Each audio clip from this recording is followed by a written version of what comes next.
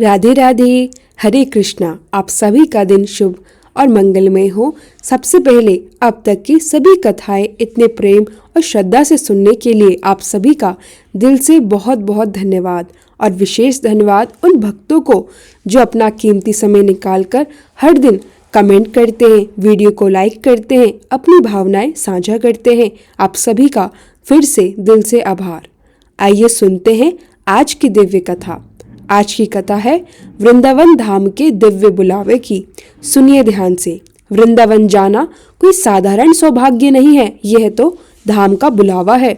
हम चाहे हजार योजनाएं बना ले, कितनी भी तैयारी कर ले, कितनी भी कोशिश कर ले, यदि ठाकुर जी ने नहीं बुलाया तो कोई भी वृंदावन नहीं जा सकता। और जब बुलावा आता है तो जीवन की परिस्थिति स्वयं बदल जाती है। आप स्वयं चल पड़ते हैं। कई बार कोई दूर देश में रहता है या घर परिवार की जिम्मेदारियां में बंधा होता है तो वह वृंदावन जाने की सोच भी नहीं पाता, पर इच्छा तो होती है, बड़ी मधुर इच्छा। मन से पुकार निकलती है, हे वृंदावन धाम, मुझे अपनी रज में बसा लो, मुझे श्यामा श्याम के चरणों में स्थान मिले। मैं ऐसा वास चाहती हूँ कि एक बार आ जाऊं तो वापस लौटकर संसार में ना जाना पड़े। जो हृदय से वह पुकारता है उस पर वृंदावन की असीम कृपा होती है। फिर वृंदावन उसे स्वयं अपनी ओर खींच लेता है। हाँ, खींचने का तरीका आपकी सोच से अलग भी हो सकता है। यही है धाम का रहस्य। अब इस रहस्य को समझे एक सत्य घटना के माध्यम से। दिल्ली में एक बहुत धनी और प्रतिष्ठित व्यक्ति रहा करते थे। भोग विलास में उनका मन लगा रहता था, पर एक दिन सत्संग सुनने का सौभाग्य मिला। सत्संग में किसी ने कहा, जो वृंदावन के संतों की सेवा करता है उस पर ठाकुर जी शीघ्र रीझ जाते हैं, और जब ठाकुर जी प्रसन्न होते हैं तो वह उसे अपने धाम में स्थायी वास प्रदान करते हैं। बस यही एक बात उनके हृदय में उतर गई। उनका जीवन बदलने लगा। जब भी वह वृंदावन आते, संतों की पंगत लगवाते, भंडारा कराते। अब ध्यान रहे, वृंदावन में भंडारा खाने वाला भी साधारण नहीं होता। जहाँ प्रसाद बांटा जाता है वह पहले श्यामा श्याम को अर्पण होता है। वहाँ बैठकर जो लेता है वह भक्त आश्रित है, वह राधा रानी के आंगन में बैठा है। ऐसे प्राणियों को साधारण मत समझिए। वृंदावन में रहने वाले, यहाँ तक कि एक रोटी मांगने वाले भी राधा रानी के महल के भिखारी हैं। और महल के भिखारी दुनिया के सबसे बड़े धनी होते हैं। अब वह दिल्ली के धनी पुरुष जब भी वृंदावन आते तो संतों का भंडारा कराते। समय बीतने लगा और उनकी संपत्ति बढ़ने लगी। उनके मन में यह भाव दृढ़ हो गया कि संतों की सेवा से ही यह सब फल मिल रहा है। इसलिए अब उत्साह और प्रेम के साथ वह हर सप्ताह वृंदावन आने लगे। पहले जहां महीने में एक बार भंडारा कराते थे, अब महीने में 4 बार भंडारा होने लगा। और जैसे जैसे सेवा बढ़ती गई, हृदय में आनंद बढ़ता गया। उनका मन संसार से हटकर वृंदावन और ठाकुर जी में लगने लगा। उनका एक इकलौता बेटा भी था, सुशील, विनम्र और पढ़ाई में बहुत तेज। धीरे धीरे वह भी पिता के व्यवसाय में सहायता करने लगा। एक दिन उस धनी पुरुष के मन में विचार आया, क्यों ना वृंदावन के इन संतों को एक बार हमारे घर दिल्ली आमंत्रित किया जाए। विचार आया और प्रेम से आया तो उसे अवश्य पूरा होना था। संत किसी के यहाँ आसानी से नहीं जाते, परंतु वह पुरुष वर्षों से सेवा कर रहे थे, इसलिए संतों ने उनका आग्रह स्वीकार कर लिया। अगले ही दिन वह पुरुष एक बस लेकर वृंदावन पहुंचा और प्रेम पूर्वक सभी संतों को उसमें बिठाया ताकि उन्हें दिल्ली ले जाया जा सके। यहाँ एक अद्भुत घटना हुई। उस बस में एक ऐसे संत भी आकर बैठ गए जो कभी किसी के भंडारे में नहीं जाते थे और वृंदावन की सीमा के बाहर तो बिल्कुल नहीं जाते थे। लोगों ने विस्मय से पूछा, महाराज, आज आप कैसे बाहर जा रहे हैं? संत हंसे नहीं, बोले नहीं, मौन ही रहे। बाकी संतों ने उस धनी पुरुष से कहा, भाई, तुम्हारी सेवा रंग लाई। जो संत वृंदावन की सीमा नहीं छोड़ते वे आज तुम्हारे साथ जा रहे हैं। ये बहुत बड़ा सौभाग्य है। बस दिल्ली पहुंची। धनी पुरुष ने अपने घर सब संतों का आदर सहित स्वागत किया, सबको प्रेम पूर्वक प्रसाद खिलाया। भोजन के बाद जब संत वापस वृंदावन लौटने लगे तो वही वृंदावन निष्ठ संत, जो कभी वृंदावन छोड़ते ही नहीं थे, अचानक उस धनी पुरुष के पास गए। उन्होंने कहा, सुनो, तुम्हें वृंदावन ने बुलाया है। मैं तुम्हें बुलाने ही आया था। यह शब्द थे, पर शब्द नहीं थे। वह संकेत था, वह निर्णय था, वह कर्म की दिशा थी। लेकिन उस समय किसी को भी इन शब्दों का अर्थ नहीं समझ आया, न धनी पुरुष को, न उनकी पत्नी को, न अन्य संत को, क्योंकि संतों की वाणी रहस्यमयी होती है। उसके पिछले जो भाव है उसका अर्थ समय आने पर ही समझ में आता है।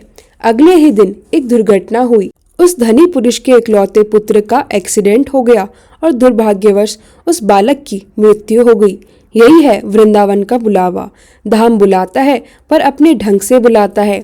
जब उस धनी पुरुष को अपने इकलौते पुत्र के देहांत का समाचार मिला तो पूरा परिवार बिखर गया।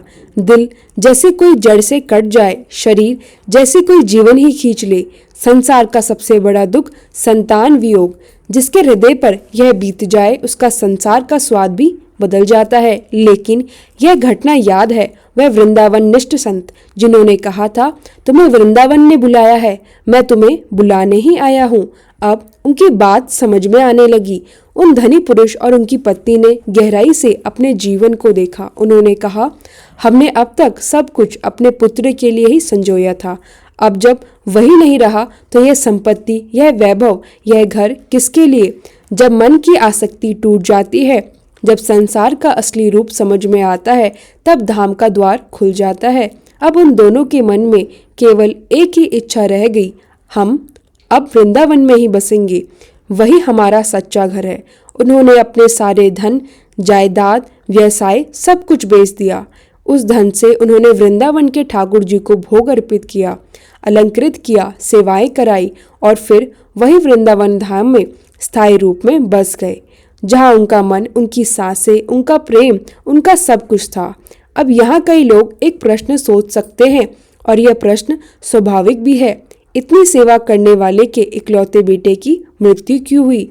क्या यह न्याय है? क्या यह कृपा है? उत्तर बहुत सरल है लेकिन बहुत गहरा है।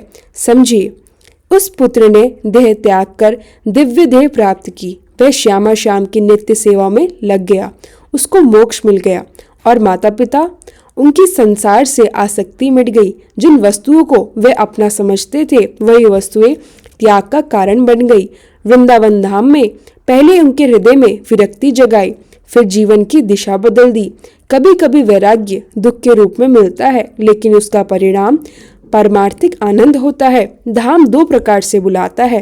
पहला, हृदय में वैराग्य उत्पन्न करके संसार फीका पड़ जाता है, मन स्वयं उठकर वृंदावन चल पड़ता है। दूसरा, संसार से विषय वस्तु छीनकर, ताकि जीव को राधा श्याम के अतिरिक्त कोई स्मरण ना रहे। और दोनों ही स्थितियों में जीव को वही मिलता है जिसकी वह हृदय से पुकार करता आया था, जो कहता है, हे राधा श्याम, मैं आपका दास बनना चाहता हूँ। धाम कहता है, ठीक है, पर पहले तुम्हें संसार से मुक्त होना होगा। अब सुनिए वृंदावन धाम की महिमा कैसी है और वहाँ कौन कौन रहता है। हम लोग साधारण दृष्टि से देखते हैं, सड़कों पर बैठे भिक्षुक, यमुना तट पर घूमते वृद्ध, गलियों में राधे राधे बोलते साधु, कहीं लताएं, पेड़, कंकड़ पत्थर, कहीं बंदर और कहीं गाय। तो हम सोच लेते हैं ये तो साधारण लोग और साधारण चीजें हैं, पर नहीं, वृंदावन में कुछ भी साधारण नहीं है। यहाँ एक एक कण राधा रानी के प्रेम और कृपा से परिपूर्ण है। यहाँ हर श्वास में श्याम का नाम है। यहाँ हर पत्ता राधा का यश गाता है। यहाँ जो भी है भजन की पूर्ण अवस्था से पहुँचा है।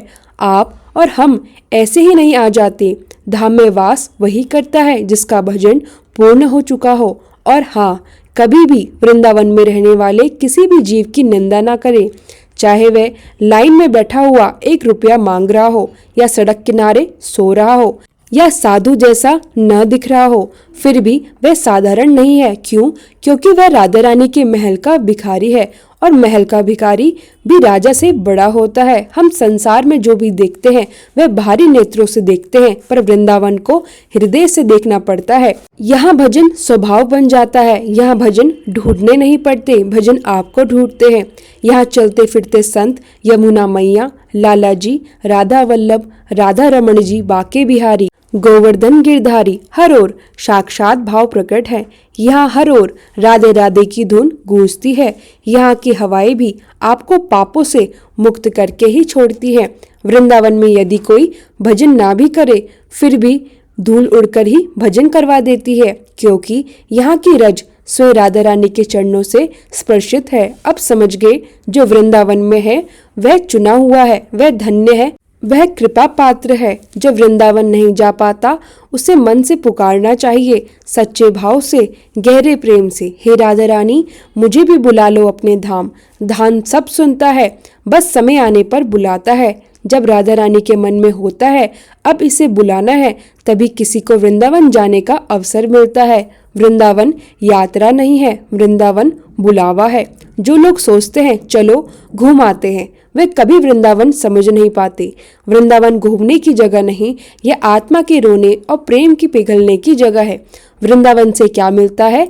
न धन मिलता है, न राजपाट मिलता है, न पद, न मान, न सम्मान। यहाँ केवल एक ही वस्तु मिलती है, वो है प्रेम। और वह प्रेम भी साधारण प्रेम नहीं, राधा माधव का शुद्ध पारस जैसा मधुर प्रेम।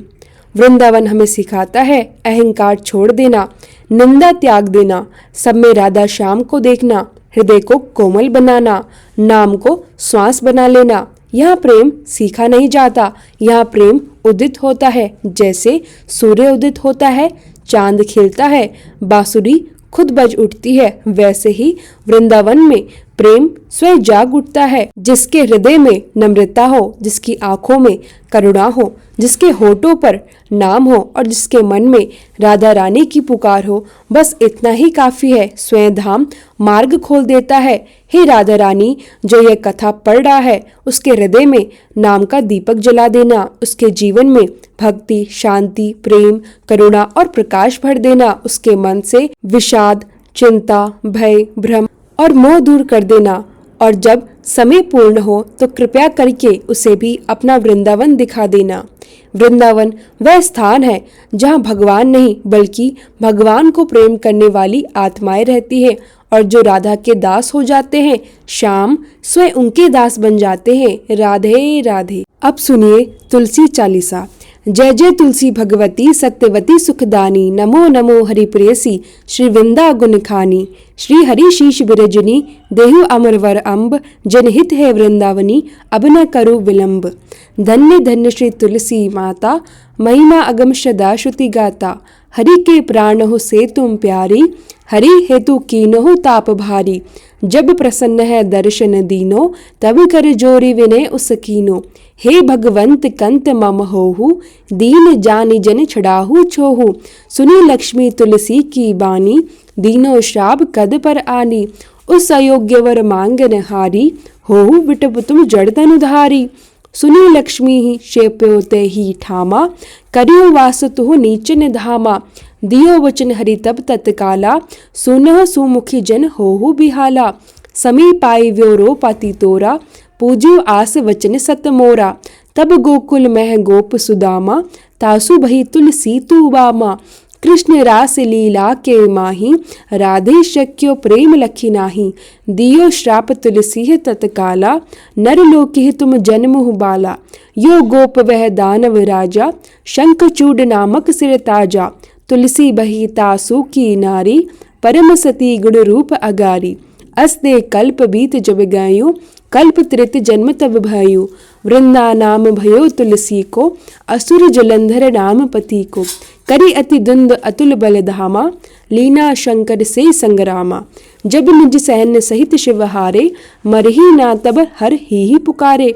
पतिव्रता वृंदा थी नारी, को न सके पति ही संहारी। तब जलंधर ही भेष बनाई, वृंदा डिघरी पहुँचो जाए। शिव हित लही करी कपट प्रसंगा, कियो सतत्व धर्म तो ही भंगा। भयो जलंधर कर संहारा, सुनिर शोक पारा। तीषण दियो कपट हरि टारी, लखी वृंदा दुख गिरा उचारी। जलंधर जस हत्यो अबीता, सोई रावण तस हरि ही सीता। अस्त प्रस्तर सम हृदय तुम्हारा, धर्म खंडी मम पति ही संहारा। यही कारण लही श्राप हमारा, होवे तनुपा शांड तुम्हारा। सुनि हरि तुरत ही वचन उचारे, दियो श्राप बिना विचारे। लखियो ना निज करतूति पति को, छलन चहो जब पार्वती को। जड़मति तू असहो जड़ रूपा, जगमह तुलसी विटप अनूपा। धग्व रूप हम शाली ग्रामा, नदी गंडगी बीच ललामा। जो तुलसी दल हम ही चढ़ है, सब सुख भोगी परम पद है। बिनु तुलसी हरि जलत शरीरा, अतिशय उठत शीश उर पीरा। जो तुलसी दल हरि शिर धारत, सो सहस्र घट अमृत डारत। तुलसी हरि मन रंजनिहारी, रोग दोष दुख भंजनिहारी। प्रेम सहित हरि भजन निरंतर, तुलसी राधा में नहीं अंतर। व्यंजन हूँ छपनु प्रकारा, बिनु तुलसी दल नहीं हरि ही प्यारा। सकल तीर्थ तुलसी तरु छाही, लहत मुक्ति जन संशय नाही। कवि सुंदर एक हरि गुण गावत, तुलसी निकट सहस गुण पावत। बसत निकट दुर्बासा धामा, जो प्रयास ते पूर्व ललामा। पाठ करी जो नित नर नारी, होहि सुख भाषहि त्रिपुरारी।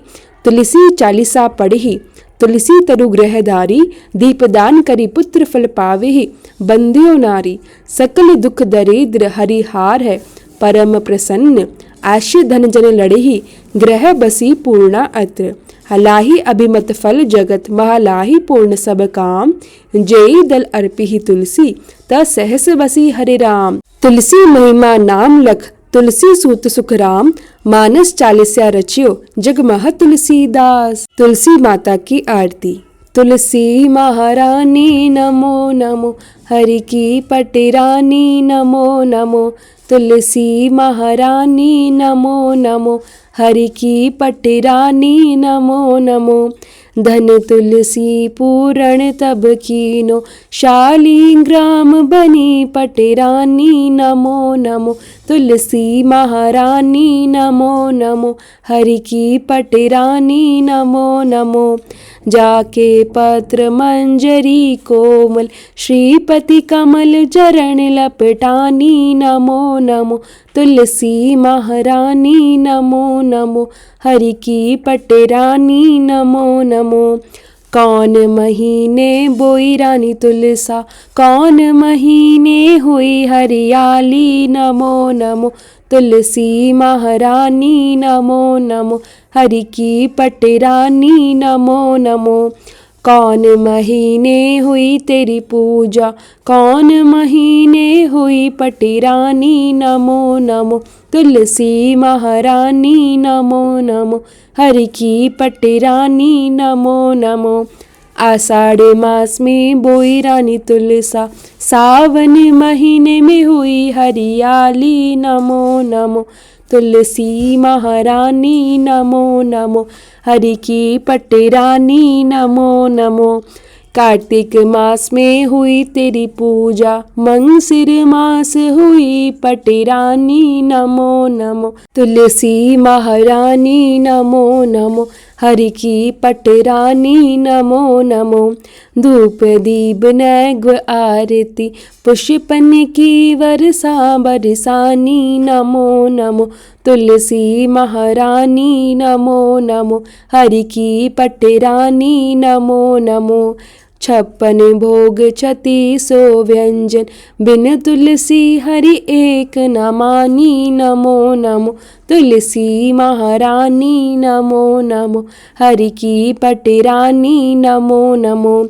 जो तुलसी को सवेरे गाए, श्री कृष्ण के दर्शन पाए नमो नमो। तुलसी महारानी नमो नमो, हरि की पटिरानी नमो नमो। जो तुलसी को दोपहर गाए, खीर खांड का भोग लगाए नमो नमो। तुलसी महारानी नमो नमो, हरि की पटिरानी नमो नमो। जो तुलसी को सांझ को गाए, श्री कृष्ण की आरती उतारे नमो नमो। तुलसी महारानी नमो नमो, हरि की पटिरानी नमो नमो। जो तुलसी को रात को गाए, श्री कृष्ण के चरण दबाए नमो नमो। तुलसी महारानी नमो नमो, हरि की पटिरानी नमो नमो। सभी सखी मैया तेरो यश गावे, भक्ति दान दीजे महारानी नमो नमो। तुलसी महारानी नमो नमो, हरि की पटरानी नमो नमो। प्रेम से बोलिए तुलसी माता की जय। श्री हरि विष्णु भगवान की जय हो।